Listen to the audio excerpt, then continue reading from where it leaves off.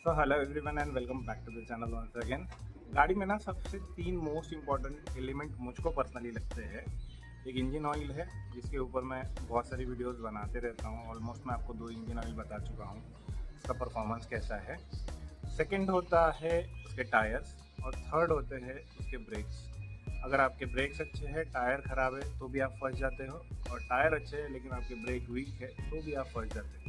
तो आज हम बात करेंगे टीवीएस सुपर के बारे में। और मैंने रिसेंटली अभी एक वीडियो डाली थी, उसमें मैंने आपको इलाइट दिखाया था। तो इलाइट का भी मैं 400 किलोमीटर का एक्सपीरियंस, 400 किलोमीटर सफिशियंट होते हैं अपना एक्सपीरियंस बताने के लिए। तो आज हम उसमें बात करेंगे। तो मैंने टीवीएस सुपर एक्चुअली एक इमरजेंसी में डाले थे। मुझको ट्रैवल करना था, गाड़ी के ब्रेक पैड खत्म हो गए थे। मैंने 1 बजे ब्रेक पैड डाले और अराउंड 3 बजे के आसपास मैं निकल गया। तो उस टाइम पे मुझे इमरजेंसी थी, संडे था, शॉप्स क्लोज थे, इसकी वजह से मैंने टीवीएस सुपर डाला। तो ये है वो टीवीएस सुपर के ब्रेक पैड जिनको मैंने ना 1400 अराउंड परचेज़ किया था।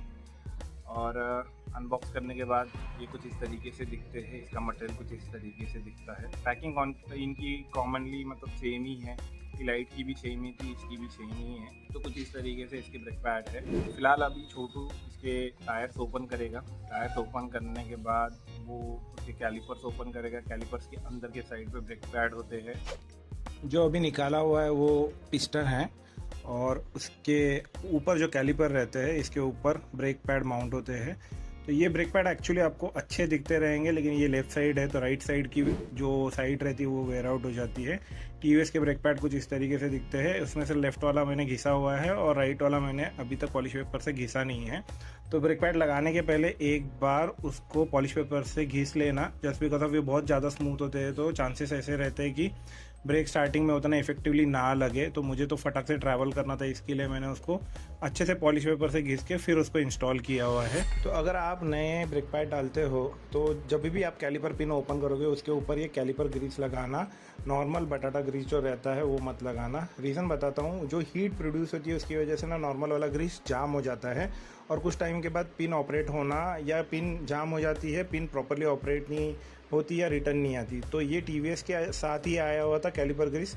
ये चारों पिन पे मैंने अप्लाई किया, और मैंने पर्सनली जब भी मैंने ब्रेक पैड चेंज किया है कैलिपर पिन मैंने कॉपर बेस्ड ही यूज़ किया हुआ है।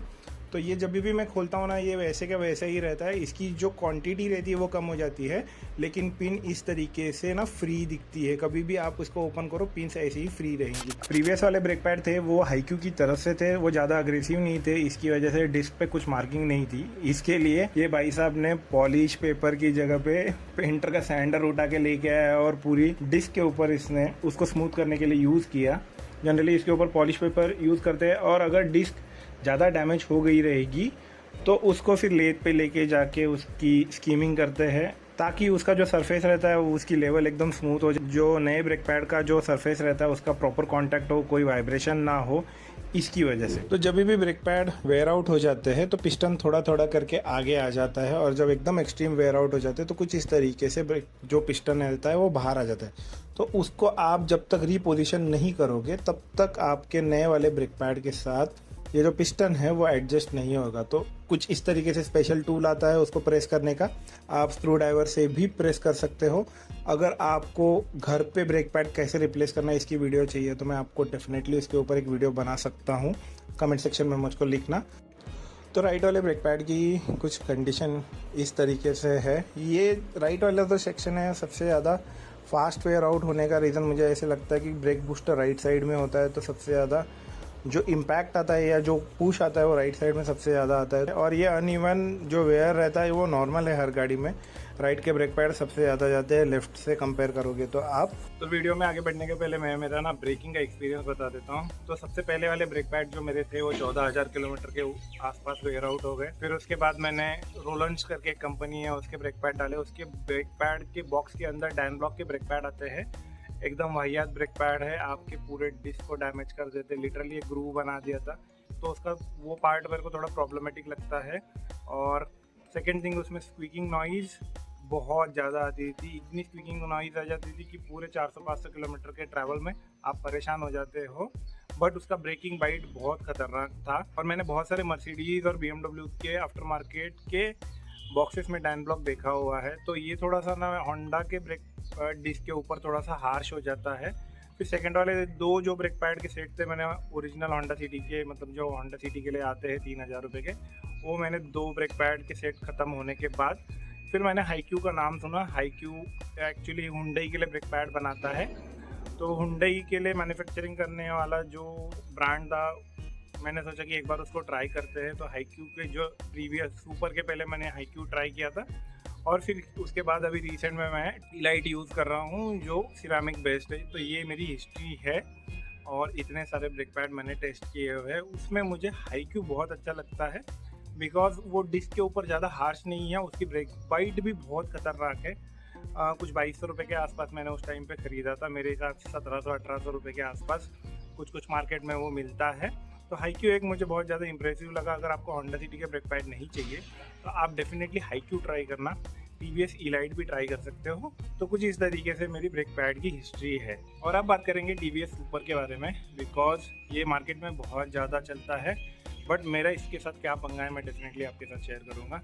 तो पहले जो 1500 किलोमीटर थे, ये 1500 किलोमीटर में मैं जब गाड़ी चला के आया तो पहली बात, मेरा जो रिम का अंदर का पोर्शन और रिम के बाहर के पोर्शन पे जो ब्रेक डस्ट होती है वो इतनी खतरनाक लेवल पे थी, अगर मैं आपको गाड़ी वॉश करके दिखाऊं तो प्रेशर वॉशर से जब वॉश किया तो इतनी ब्रेक डस्ट आई थी कि लिटरली 2 मिनट के लिए सोच में पड़ जाता हूँ कि मेरे डिस्क की हालत क्या की रही इस वाले ब्रेक पैड में।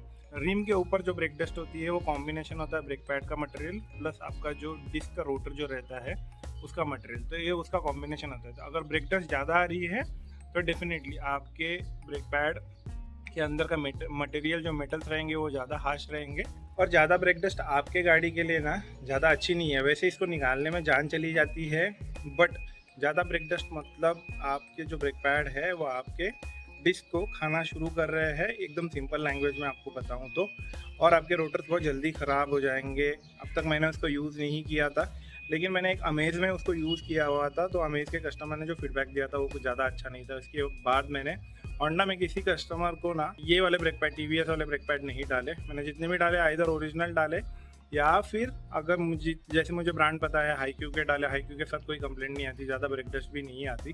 तो ऐसे कुछ मैंने ट्राई करके कस्टमर की प्रॉब्लम रिजॉल्व किए हुए हैं। और एक ब्रेक पैड के बारे में मैं बताना भूल गया आपको, निसिन के ब्रेक पैड डाले थे मैंने, दिल्ली मेड वाले। ये डुप्लीकेट आए थे और इसमें बहुत सारे लोग फंस जाते हैं। निसिन की पैकिंग भी सब कुछ सही था, लेकिन वो दिल्ली मेड थे, तो वो मैंने अराउंड 4 या 5000 किलोमीटर में मैंने उसको रिप्लेस कर दिया, और उसकी जगह पे मैंने ये जो डैन ब्लॉक वाले थे वो ब्रेक पैड मैंने रिप्लेस किए। और टीवीएस सुपर की एक लाइव रिएक्शन भी देख लेना, छोटी सी ही है। ब्रेक पैड भी फिलहाल मैं करंटली टीवीएस के यूज़ कर रहा हूँ, मज़ा नहीं आया उसमें। इससे अच्छा मैं हाईक्यू को डाल दूँ तो ज़्यादा बेटर रहेगा। अब ये हो गया टीवीएस सुपर के बारे में। अब जो रिसेंटली हमने अपडेट किया है टीवीएस इलाइट, इसके बारे में गाड़ी के ऊपर डायरेक्टली लाइव बात करेंगे। मैं आपको दिखाता हूँ क्या क्या हुआ है। तो ये है मेरी होंडा सिटी, और इसको आप दूर से देखोगे तो आपको ऐसे नहीं लगेगा कि इसके ऊपर कोई ब्रेक डस्ट है, बट अगर आप क्लोजली देखोगे तो इसके ऊपर हल्की हल्की ब्रेक डस्ट है। तो ऐसा नहीं है कि ये वाले ब्रेक पैड डालेंगे तो ब्रेक डस्ट नहीं आएगी। ये अराउंड 450 किलोमीटर चली हुई है। अगर आप रिम के ऊपर देखोगे तो आपको पता चलेगा कि ऐसी कोई बहुत बड़ी ज़्यादा ग्रूव नहीं है, तो ये डिस्क को कोई डैमेज नहीं करेंगे। और अगर आप यहाँ पे देखोगे तो हल्की हल्की ब्रेक डस्ट है। तो अगर आपको ब्रेक पैड डालने ही है, और इसका जो ब्रेक बाइट है उसकी ब्रेक बाइट बहुत सही है, मतलब आपको जितनी चाहिए उतना ही फोर्स आपको मिलता है। गाड़ी नोज डाउन करती है, आपको पता भी चलता है कि अच्छा खासा इसका ब्रेक बाइट है। स्टॉपिंग पावर भी इसकी मतलब जो है वो सफिशिएंट है, आपको कहीं पे भी ऐसे डर नहीं लगेगा। मुझे टीवीएस सुपर में थोड़ा सा डर लगता था कि गाड़ी रुकेगी नहीं, और इसमें एबीएस जल्दी किक इन नहीं होता है, तो दैट मीन्स इसका जो बाइट है वो बहुत सफिशिएंट है। डैन ब्लॉक का सबसे हार्डेस्ट था, तो अगर किसी को डालना है एकदम जगह पे ही गाड़ी रुकनी चाहिए तो आप डैन ब्लॉक डाल सकते हो, लेकिन फिर आपको डिस्क कॉम्प्रोमाइज़ करना पड़ेगा। आप हाईक्यू डाल सकते हो, ये एक सबसे बेस्ट कॉम्बिनेशन है हाईक्यू। मुझे ऐसे लगता है उसमें ये ब्रेक डस्ट वाला भी सीन ऐसे कुछ नहीं था। आप इलाइट भी डाल सकते हो अगर आपको ब्रेक डस्ट से कोई दिक्कत नहीं है तो। बहुत सुपीरियर लगे मुझे ब्रेक पैड, और अगर इसमें ऑल ओवर अगर मुझको कोई कंटिन्यूस रन में डालना ही रहेगा, TVS एलाइट डेफिनेटली डालूंगा, मैं सबको सजेस्ट करूंगा, कोई दिक्कत नहीं है। लेकिन अगर आपका सिटी यूज़ है, ज़्यादा कुछ तामझाम नहीं है, हार्ड ब्रेकिंग नहीं है, तो आप हाईक्यू की तरफ जाइए, क्योंकि ये सब ब्रेक डस्ट वाला सीन उसमें है नहीं, स्क्वीकिंग नॉइज़ नहीं आता, इलाइट में भी कोई स्क्वीकिंग नॉइज़ नहीं आती। और मेरे हिसाब से अगर आपको मतलब और कुछ टाइम तक अगर आप वेट कर सकते हो, आपको ब्रेक पैड नहीं, कोई इमरजेंसी नहीं है, तो ब्रेम्बो के लिए वेट कीजिए। ब्रेम्बो का भी एक रिव्यू दे दूंगा मैं, वो प्रोडक्ट अभी आना बाकी है, अवेलेबल है नहीं, तो वो एक अलग ही सिनारियो चल रहा है, लेकिन उसको भी जल्दी से जल्दी सॉर्ट आउट करेंगे। तो इस वाले वीडियो में इतना ही। अगर आपको वीडियो अच्छी लगे तो लाइक, सब्सक्राइब, शेयर। आपके ब्रेकिंग के रिगार्डिंग कोई क्वेश्चन रहेंगे, होंडा टोयोटा के रिगार्डिंग, इवन अदर मैन्युफैक्चरर में भी कोई सवाल रहेंगे, तो डेफिनेटली राइट डाउन करना, हम आंसर करने की कोशिश करेंगे। इस वाले वीडियो में इतना ही, मिलेंगे नेक्स्ट वाले वीडियो में, तब तक के लिए गुड बाय।